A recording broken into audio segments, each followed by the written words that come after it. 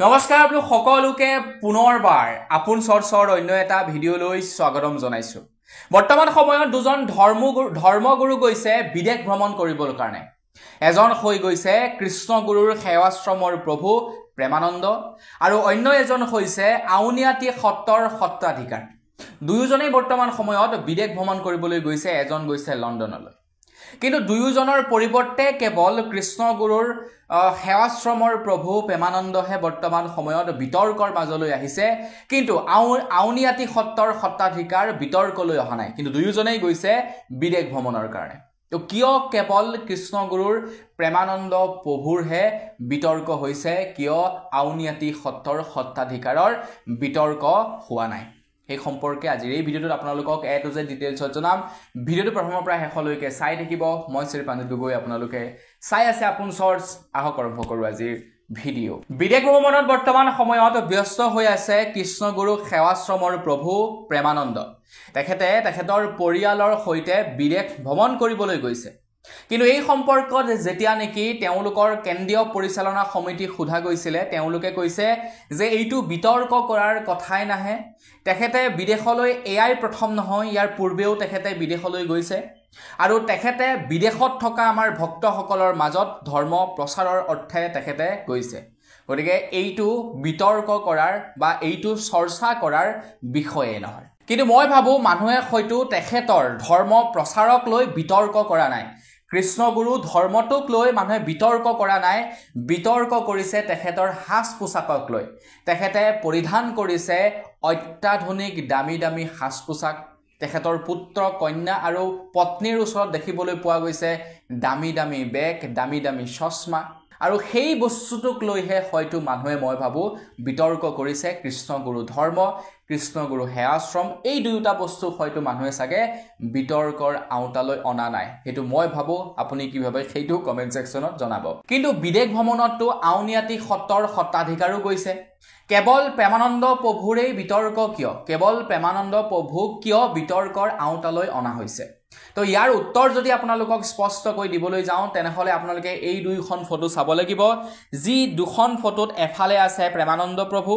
আৰু অন্যফালে আছে আউনীআটী সত্ৰৰ সত্ৰাধিকাৰ আৰু ডেকা সত্ৰাধিকাৰ। গতিকে দুয়োজনৰ মাজৰ পাৰ্থক্যটো আপোনালোকে কি দেখা পালে? দুয়োজনেই হৈছে ধৰ্মগুৰু, দুয়োজনেই ধৰ্ম প্ৰচাৰ কৰে। অকণমান যদি ভুল হয় ক্ষমা কৰিব, কিন্তু দুয়োজনেই ধৰ্ম প্ৰচাৰ কৰে আৰু দুয়োজনেই ধৰ্মগুৰু। গতিকে দুয়োজনৰ মাজত পাৰ্থক্য কি দেখা পাইছে আপোনালোকে?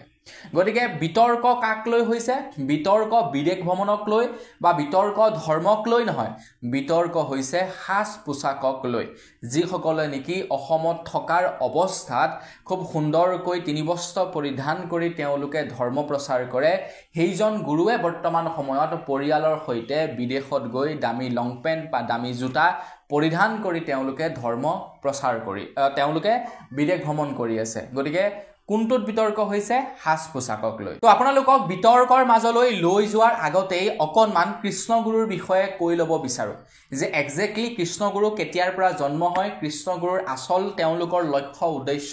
কি হয়, কোনে প্ৰতিষ্ঠা কৰিছিলে। বহুলোকে হয়তো গম পায় আৰু বহুলোকে হয়তো গম নাপায়, আৰু প্ৰত্যেকটো কথা আপোনালোকে পইণ্ট কৰি যাব, প্ৰত্যেকটো কথা আপোনালোকে নোট কৰি যাব। ইয়াতে আপোনালোকক জনাবলগীয়া বহুতো কথা আছে। কৃষ্ণগুৰু ধৰ্মৰ কেন্দ্ৰবিন্দু হৈছে কৃষ্ণগুৰু সেৱাশ্ৰম। ই সৰ্থেবাৰীৰ 9 সত্ৰত অৱস্থিত। এই ধৰ্মীয় পৰম্পৰাৰ প্ৰতিষ্ঠাপক হৈছে অৰুণ চন্দ্ৰ গোস্বামী ওৰফে অৰুণ দত্ত, প্ৰেমানন্দ দত্তৰ দেউতাক, অৰ্থাৎ যিজন বৰ্তমান সময়ত চৰ্চিত হৈ আছে, যিজনে বৰ্তমান সময়ত বিদেশ ভ্ৰমণ কৰিবলৈ গৈছে, তেখেতৰ দেউতাকে কৃষ্ণগুৰুৰ সেৱাশ্ৰম প্ৰতিষ্ঠা কৰিছিলে। প্ৰেমানন্দ দেৱৰ দেউতাক অৰুণ চন্দ্ৰ গোস্বামীৰ উদ্দেশ্য আছিলে যে কৃষ্ণক সৰ্বোচ্চ ভগৱান ৰূপে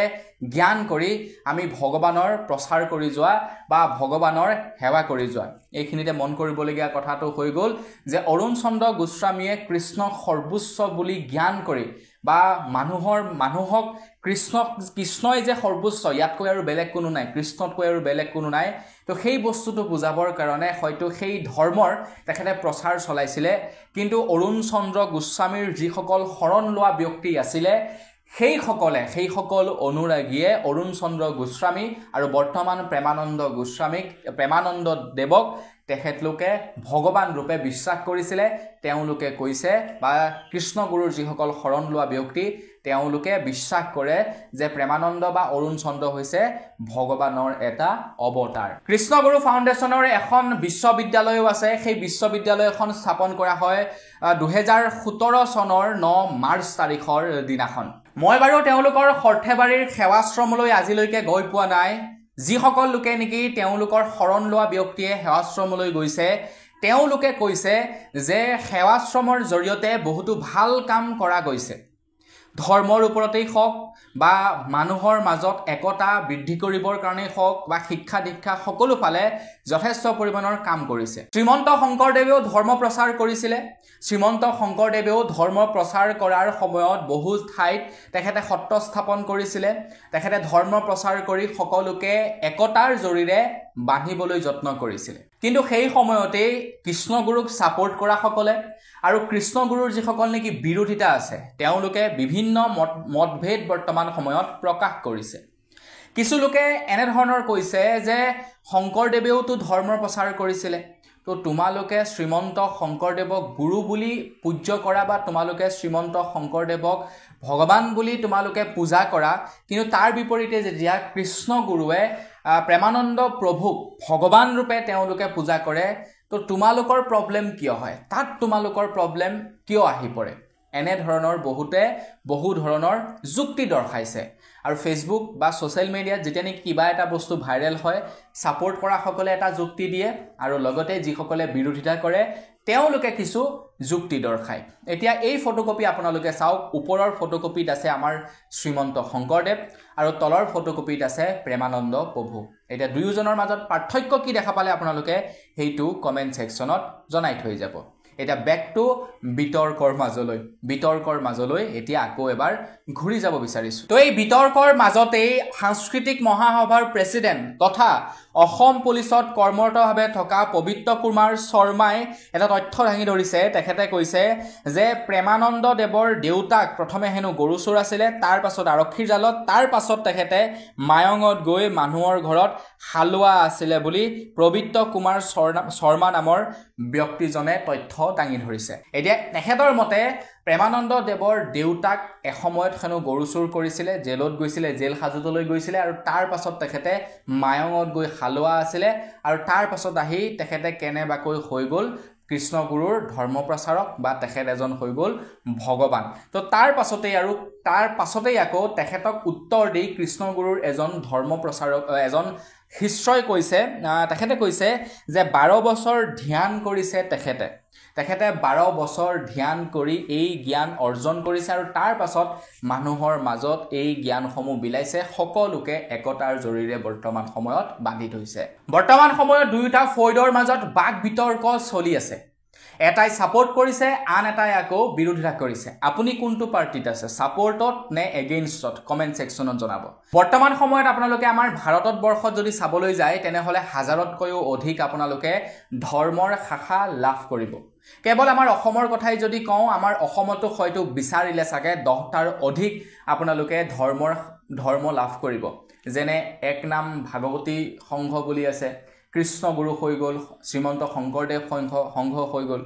এনেকা ধেৰ আছে আমাৰ অসমতেই বিচাৰিলে হয়তো চাগে 10-12টা আমাৰ অসমতেই ওলাই যাব তো আমাৰ অসমতো তেনেকুৱা ধেৰ আছে ভাৰতবৰ্ষতো তেনেকুৱা ধেৰ আছে বিতৰ্ক প্ৰত্যেক সময়ত প্ৰত্যেকটো বস্তুৰে হৈ থাকে কিয় হয় বাৰু জানে নে যদি কেৱল এটাই ধৰ্ম হলহেতেন বা এজনক গুৰুকেই যদি সবেই পালন কৰিলেহেতেন এই বিতৰ্কবিলাক নহলহেতেন এটা প্ৰত্যেকে কি কৰে নিজৰ যিজন ধৰ্মগুৰু তেখেতক উচ্চ দেখাবৰ কাৰণে ইজন ধৰ্মগুৰুক তেখেতলোকে নিচা দেখুৱাব বিচাৰে ধৰি লওক মই যেনিবা আপোনালোকে মোক যেনিবা ভাল পায় মোৰ একেই ভিডিও বনোৱা আপোনালোকে বেলেগ এজনক যেনিবা বেয়া পায় তো তেখেতে সামান্য কিবা এটা কাম কৰিলেও তেখেতক আপোনালোকে ক্ৰিটিসাইজ কৰিবগে মই সেই কামটোকে যদি ডাঙৰকৈ কৰো মই এটা বেয়া অপৰাধ কৰি দিও তেতিয়া আপোনালোকে মোক সাপোৰ্ট কৰিব যে নহয় প্ৰাণজিতে ভাল কাম কৰিছে ঠিক তেনেকুৱা কথা বৰ্তমান সময়ত ধেই ধৰ্ম হোৱাৰ কাৰণে প্ৰত্যেকে নিজৰ ধৰ্মটো তেওঁলোকে উচ্চ জ্ঞান কৰিবৰ কাৰণে মানুহৰ ওচৰত উচ্চ দেখুৱাবৰ কাৰণে বাকি ধৰ্মবিলাকক তেওঁলোকে কি কৰে নিম্ন জ্ঞান বা তুচ্ছ তাচ্ছিল্য কৰে যাতে আমি সৰ্বোচ্চ আমি ধীৰ সেই বস্তুটো বুজাব পাৰোঁ আজিৰ পৰা কিছুদিন পূৰ্বে শ্ৰীমন্ত শংকৰদেৱ সংঘৰক লৈও বিতৰ্ক কৰিছিলে আৰু সেই বিতৰ্কত বহু লোকে শ্ৰীমন্ত শংকৰদেৱ সংঘক তুচ্ছ-তাচ্ছিল্য কৰিছিলে এতিয়া কৃষ্ণগুৰুৰ বিতৰ্ক হৈছে আৰু কৃষ্ণগুৰুৰ প্ৰেমানন্দ প্ৰভুক বৰ্তমান তুচ্ছ-তাচ্ছিল্য কৰিছে তো সেই কলোৱে মানে বস্তুটো হয় এনেকুৱা যে প্ৰত্যেকেই নিজৰটোকে সৰ্বশ্ৰেষ্ঠ বা সৰ্বোচ্চ বুলি ভাবে আৰু যাৰ কাৰণে বাকীবিলাকক নিম্ন জ্ঞান কৰি তুচ্ছ-তাচ্ছিল্য কৰে এইটো মানুহৰ এটা নেচাৰ এতিয়া আপোনালোকক কৈছোৱে যে আমাৰ ভাৰতবৰ্ষত ঢেৰ ধৰ্ম আছে ঢেৰ ধৰ্মগুৰু আছে ধৰ্ম বুলি ক'লে ভুল হ'ব ঢেৰ ধৰ্মগুৰু আছে কিছুমান এনেকুৱা মানে এগ্ৰেছিভ ধৰ্মগুৰু আছে যিসকল লোকে নেকি আমাৰ হিন্দু ধৰ্ম বা হিন্দু সনাতন ধৰ্মটোক সৰ্বোচ্চ জ্ঞান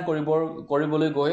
কেতিয়াবা এনেকুৱা কিছুমান মন্তব্য কৰি দিয়ে যিবিলাক মন্তব্যই নেকি আন ধৰ্মৰ মাজত আপোনাৰ পাৰ্থক্য বিভেদ বা হিংসাত্মক পৰিস্থিতিৰ সৃষ্টি হ'ব পাৰে কিন্তু তাৰ পাছতো তেওঁলোকৰ ওপৰত পুলিচে কিয় একশ্যন নলয় তেওঁলোকৰ ওপৰত হয়তো বহুতে এজাহাৰো দাখিল কৰিছে কিন্তু তেওঁলোকৰ ওপৰত একশ্যন কিয় নলয় ইয়াতে মেইন কথা আহি পৰে পলিটিক্স সে এক্সাম্পল মই আজি এটা ধৰ্ম প্ৰচাৰ কৰিবৰ কাৰণে মই এজন ধৰ্মগুৰু হৈ গ'লো এটা ধৰ্ম মই এষ্টাব্লিছ কৰিলোঁ নাম ৰাখিলোঁ আপোন চৰ্চ এক নাম কিবা ৰাখি দিলোঁ আৰু তো মই যেনিবা প্ৰায় 1 কোটি মানুহক অসমত শৰণ দিলোঁ ধৰি লওক ছাপোজ এইটো উদাহৰণস্বৰূপে কৈছোঁ মই 1 কোটি মানুহক মোৰ তলত শৰণ দিছোঁ সেই 1 কোটি মানুহেতো আপোনাৰ এদিন নহয় এদিন ভোট দিব হয় নহয় তে তেওঁলোকেতো পঞ্চায়ত হওক বা লোকসভা হওক বা অন্যান্য ধেৰ তেওঁলোকে কি হ'ব আপোনাৰ ভোট দিব কোনোবা এজন পলিটিচিয়ানে যদি মোৰ ওপৰত একশ্যন লৈ লয় তেতিয়া সেই 1 কোটি মানুহে সেই পলিটিচিয়ানজনক বেয়া পাব আৰু অনাগত ইলেকশ্যনৰ সময়ত তেওঁলোকৰ অকণমান বিপদ হৈ যাব জিকিবৰ কাৰণে খেলিমেলি হৈ যাব আৰু যাৰ বাবে হয়তো বিভিন্ন পলিটিচিয়ানেও তেওঁলোকৰ গৈ শৰণ লৈগে তেওঁলোকৰ সেৱা জনায় তেওঁলোকেও জানে যে আমি যদি এওঁলোকৰ বিৰুদ্ধে কিবা এটা একশ্যন লৈ লওঁ আমাৰ বিপদ আছে গতিকে এইটোৱে হৈছে পলিটিকেল পাৱাৰ এতিয়া এইখিনিতে কৃষ্ণগুৰু সেৱাশ্ৰমে কৰিবলগীয়া বহুতো কাম কৰিছে এইটো নহয় যে কৃষ্ণগুৰু সেৱাশ্ৰমে একোৱে কৰা নাই কেৱল ধৰ্মৰ নামত টকা লুটিছে তেনেকুৱা নহয় তো তেওঁলোকে যথেষ্ট কামো কৰিছে তেওঁলোকে অসমৰ যথেষ্ট লাখ লাখ মানুহক একত্ৰিত কৰি ৰাখিছে এইটো এটা কিন্তু পাৱাৰ লাগিব এইটো এটা যথেষ্ট পাৱাৰ লাগিব কাৰণ আপুনি বা মই সেই কামটো হয়তো কৰিব নোৱাৰোঁ কিন্তু তেওঁলোকে সেই কামটো কৰি দেখুৱাইছে গতিকে আমি সেইটোক সেলুট দিব লাগিব কিন্তু কথাটো হৈ গ'ল এজন মানুহক ভগৱান ৰূপে জ্ঞান কৰাটো বা ভগৱান ৰূপে পূজা কৰাটো কিমান দূৰ গ্ৰহণযোগ্য আপোনালোকে কি ক'ব এই সম্পৰ্কত কমেন্ট ছেকশ্যনত জনাই থৈ যাব বৰ্তমান সময়ত আমাৰ ভাৰতবৰ্ষত ধৰ্মৰ কিছুমান এনেকুৱা ফাউণ্ডেশ্যন আছে মন্দিৰৰ হওক বা যেনেকৈ নেকি কৃষ্ণগুৰুৰ তেওঁলোকৰ কৃষ্ণগুৰু ফাউণ্ডেশ্যন যেনেকৈ আছে এনেকুৱা কিছুমান ফাউণ্ডেশ্যন আছে মই কৃষ্ণগুৰুৰ কথা ক'বলৈ যোৱা নাই কিন্তু এনেকুৱা কিছুমান ফাউণ্ডেশ্যন আছে যিবিলাক ফাউণ্ডেশ্যনৰ জৰিয়তে কোটি কোটি টকাৰ ব্লেক মানিৰ লেনদেন হয় যিবিলাকৰ জৰিয়তে বিদেশলৈ হেনো ব্লেক মানি পঠোৱা হয় ইয়াতে কাম কৰা বহুতো মানুহে ইয়াতে বিজনেছ কৰা বিজনেছমেনসকলে বিদেশলৈ মানি ট্ৰান্সফাৰ কৰে সেই ধৰ্মৰ ফাউণ্ডেশ্যনবিলাকৰ জৰিয়তে কাৰণ মঠ মন্দিৰ এইবিলাকে GST পৰিশোধ কৰিব নালাগে টেক্স দিব নালাগে তো মঠ মন্দিৰ এইবিলাকে প্ৰত্যেক মাহে কোটি টকা উপাৰ্জন কৰিলেও ইনকম টেক্স নাহে ক'ৰ পৰাই পইচা উপাৰ্জন হ'ল বুলি সুধিবৰ কাৰণে তো এইবিলাকৰ কিছু ফাউণ্ডেশ্যনৰ জৰিয়তে কিছুমান বিজনেছমেনে ব্লেক মানি হোৱাইটো কৰে এতিয়া তেখেতৰ কাপোৰ পিন্ধা বিতৰ্কটো কি হ'ব তো তেখেতৰ পৰিয়াল বা তেখেতে যে লং পেণ্ট জোতা পৰিধান কৰি বিদেশ ভ্ৰমণ কৰি আছে তো সেই সম্পৰ্কে আপোনালোকে কি ক'ব তো তেওঁলোকৰ যিসকল শিষ্য আছে তো তেওঁলোকেও যদি সেই বস্তুটো সহজভাৱে ল'ব পাৰিছে আপুনি কিয় মাথা গমাই আছে তাত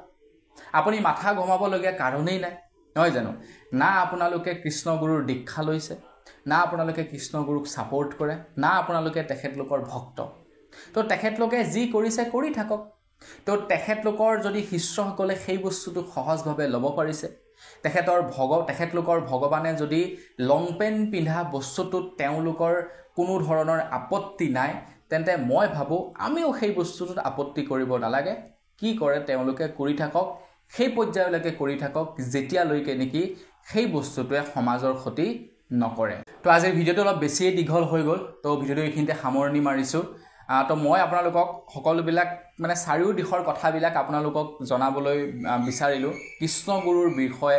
বাকী আপোনালোকৰ মতামত জনাই যাব কমেণ্ট ছেকশ্যনত, কি ভাবে আপোনালোকে এই সম্পৰ্কত, কি নাভাবে। তো আজিৰ ভিডিঅ'ত ইমানেই, পুনৰ এটা ভিডিঅ'ত সকলোকে লগ পোৱাৰ আশা ৰাখিলোঁ। ভিডিঅ' মাগিছোঁ, ধন্যবাদ, জয় অসম।